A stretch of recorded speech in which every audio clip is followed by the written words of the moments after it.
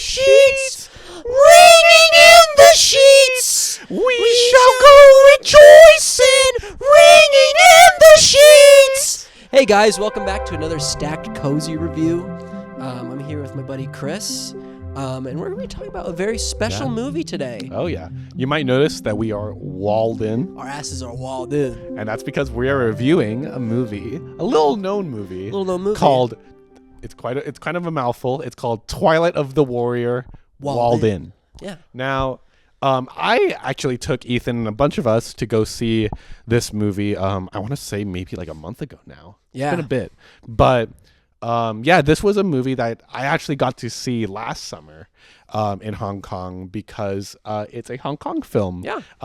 Films in Hong Kong these days not only are in short supply, but also are in, I'm just going to say, declining quality. You have a lot of these kind of schlocky action movies that don't have that same kind of energy and kineticism that I feel like Hong Kong action cinema was known for back in like the 80s and 90s. And I know that you and I have been kind of binging our way through. We've been watching a lot of Johnny To. Big fans of that guy, by the way. Big Chilling. But he's the same way as Big Chilling, so I just had to do it. But the movie is this incredible return to form for Hong Kong cinema, at least in my opinion. This movie follows basically an all-out gang war that takes place in this place called the Kowloon Walled City, which was a real place where basically imagine like two city blocks that are just filled with a bunch of shit. And there's no law enforcement in this entire place because it is that like crime ridden. Is that real? That is true. That is true. Yeah, it is now a park. The government finally tore it down in the, I want to say, late 80s. Whoa. But yeah, like I had an aunt, one of my aunts, Guma. She actually What's up, lived Guma? there. She lived there. She lived in the. Yeah, she lived in that place. She was in this movie. Yeah, she's cycling. Oh wow! No, I'm kidding. Far out. But yeah, so this movie is this kind of really bombastic action movie. Yeah. Starring Aaron Kwok as our lead. Sammo Hung makes a return to this one, and we also have, and oh my god, his name is evading me now. He's the guy who plays Cyclone. He's the brother in He's the brother in Fat Choy Spirit. Fat Choy Spirit. Sit tight. The best mahjong movie ever made. Louis Koo. Louis Koo. That's correct. Louis Koo. He's great. Yeah. I was really enthusiastic about this movie when I first saw it because not only was it like, I remember going with my family to go see this movie for the first time and being like, okay, we're going to go see this new action movie. It kind of looks fun, but like I had no expectations. Yeah. And it blew me away. Like, not only is the action fantastic, but I really love the story, and I'll get into that. But I want to talk to you first about how you thought about this movie. Well, I didn't know anything about it going in. Mm-hmm. Like, I think we watched it. You showed me a trailer before. Yeah. But I don't think it never really talks about much. It shows you the crazy Some action and fun, yeah. So I knew I was going to be in for some action. And it was really cool to see, like, because like you said earlier, like Chris and I, he's been like showing me so many Hong Kong films from the 80s and 90s this past year. Like, great stuff, like fucking Moment of Romance, Election, Breaking News. That is a highly underseen, like when you talk about some of the all-time great Hong Kong action films, Breaking News is never mentioned. Yeah. And it should be, because I think it is like a masterpiece of action. Mm-hmm. And you haven't really shown me any like films from like the 2010s or late 2000s, you know? It's Hong Kong cinema has definitely kind of gone under the radar and since the early 2000s, I'd say. Yeah. Political reasons or like just industry shifting, what have you, artists kind of leaving the city. We're not going to get into that. But yeah, no, definitely. A lot of where Hong Kong cinema shined was in that era of 80s and 90s. Yeah. And so it was so great to see something on this scale in a theater. Mm-hmm. This movie felt a lot like, and you're not going to get this comp because you haven't seen this before, but in terms of like just the pure spectacle itself, it felt like a live action episode of JoJo's Bizarre Adventure. And honestly, I get what you're saying. I'm talking like the first two parts of JoJo, not when there was like stands and like ghostly shit happening, but when it is just like people fighting like and like, and also a major theme of this film is fighting fate. I feel Yeah. the fate of your lineage. Yeah. You know, because it's about a long like gang war and families. And some time pass and then something comes back up. And there's like our main character sort of caught in the middle of it, and he's caught in between his own fate from his own heritage. And it's sort of like a movie about like everyone in that world sort of having to fight against that. And recognize that you are not.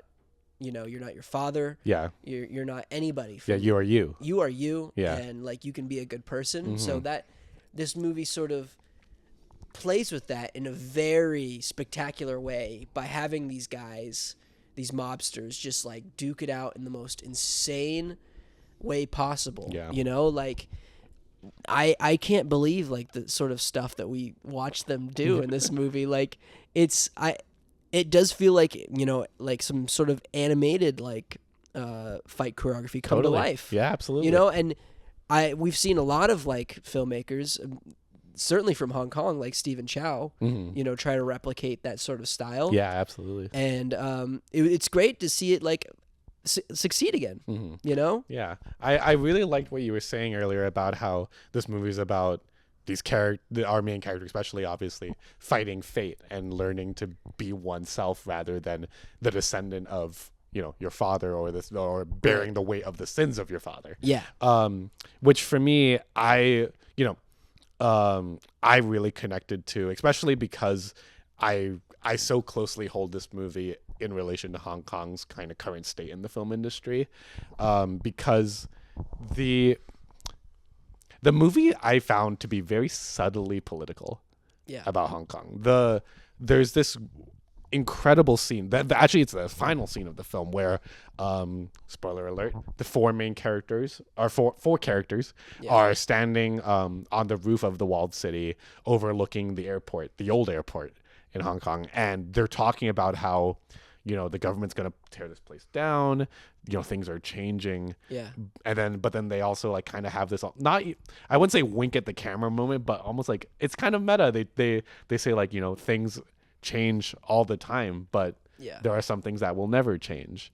And to me, I kind of read that as the filmmakers trying to kind of comment on the fact that things are changing in Hong Kong. Things have changed a lot recently, in many ways. And if you know what I'm talking about, you know what I'm talking about. So we'll just leave it there. But the spirit of that city and like that's what perseveres and lives on. Yeah. And that's why this movie elevated itself to me on a level beyond just being a fun action movie. It's also like it encompasses the spirit of the entire city, and to have it be in this packaged in a rambunctious action movie, I thought was just lovely to see again. And also, if anyone's watching this and saw it and is excited, you'll be happy to know this is actually the first in a trilogy. I believe they are already beginning to film the second one. That's crazy. And I don't know where they're gonna go. It could be years down the line after, because it seems like the city's going down, so it might be a whole other location or setting or time, anything like that. So we'll have to see, but I think this is one of my favorite movies of the year for sure. It's I think currently it's sitting at number 3. Wow. Yeah. Far out. Well, I had such a great time with this film. It felt especially from what I've seen this year, it was just so refreshing to see a film like this in theaters. Yeah. It is definitely probably the best straight up action movie I've seen this year. Oh. Maybe that and like Furiosa. Yeah. You can't discount that. Just because the things that you see in that film, you can't find anywhere else in theaters right now. Totally. So I'm gonna give it a solid 4 out of 5. Okay. I think it was a great film.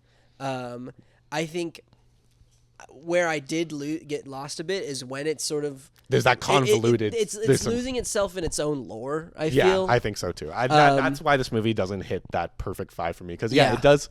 there's all these like flashbacks. It dumps a and stuff. lot of exposition Yeah, on you, especially in the beginning. it dumps all the exposition on you in the beginning, and they're like, you just have to remember all this. Yeah. You know? And then so I'll forget that because it's like you're an hour and 40 minutes in, you're like, fuck, wait, so who's this? Who is this guy? What's the relation? What's the relation to that guy? Yeah. I was supposed to remember him from the flashback in the first 5 minutes of the movie. Right. You know? No, yeah, I agree. Yeah, the movie does lose itself in its lore and can be a little overly convoluted in some of the stuff. Like there's some stuff that could absolutely just be streamlined. Yeah. But yeah, beyond that, at least for me, there's very little that I have like particularly strong notes for. Mm-hmm. Yeah, that's the big detractor. But besides that, like, it's just like, if you want to watch some like truly like just unique action right now, because I feel like, outside of like John Wick and some other films, like I feel like the U.S. has kind of gone through the same sort of way with action as Hong Kong. Like we like really memorable, truly great action is hard to come by these days. Yeah. When it's just pure action, it's not like, I've seen really good action from like, science fiction films or like fantasy sci-fi films that have come out or superhero films that have come out, but like outside of John Wick, like I can't really tell. Like what else? Extraction. Yeah. Monkey Man was good. Monkey Man was good. There's like handfuls, but it's like, it's kind of rare, especially in the U.S. nowadays, to come by a movie that has the juice, if you will. The sauce. Yeah. It gets like this movie. It gets lost in its own sauce in terms of lore, but not in terms of its action. Yeah. The sauce is simmering on the pan the entire time. Yeah. And this movie has a really good food in it too. Oh. And I bet. Listen, I don't eat pork, but I look at that pork and I'm just like, damn. Yeah, it looks good. And also, I'm glad you brought that up because also the production design in this film, not only is the sets gorgeously textured and realized, but all of the little props, like for me, like I noticed things from my child, like the tea brand that I drink, the tea brand, that yellow of course. box, it's everywhere in this movie. It's all over the floor in this living room. Yeah. He just leaves it out. Like the production, I'm glad you brought up the production design because like you gotta convey that this city is so cramped. Yeah. And it's all practical, which is great. I think the only time there's like it's visual effects to like aid in the production design is whenever it's like shots of like the city itself in the background, because I'm like, okay, they built the walled-in city on a soundstage, so that makes sense that they had to do that. But all the buildings and like every little room in the city has its own little like personality, like it's got its own story. Yeah, absolutely. And it's just like it's cluttered, and that's what it needed to be. Absolutely. So yeah, it was great. Should we get on to rating the sucker? Yeah, I'm personally sitting at a very strong 4.5. Yeah. It does lose a few points for me in terms of, like we said, the convoluted lore that could have been streamlined to kind of nail it in a bit better. But for me, between the fantastic action and how it captures the spirit of the city, there's very little that I personally can ask from this movie. But yeah, it's not my favorite movie of the year, but goodness me, it's high up there, and I'd love to see more films like this from Hong Kong. For sure. I'm going to give it a solid 4. The action's incredible. I think I was just, missing some tightening in the story, and how the narrative is presented. But besides that, if you want to just find some truly great and original action, Walden is on, I think it's streaming on YouTube right now. You can rent it on YouTube and maybe Amazon. But I feel like that's the only way you can watch it now. Or if you live in South Korea, I'm going to upload this the day it premieres. Go check it out. 안녕하세요, you know what I'm saying? Yeah. Fuck, yeah, man. Go just watch the movie, our South Korean audience. You got something to say to the Koreans, Brandon?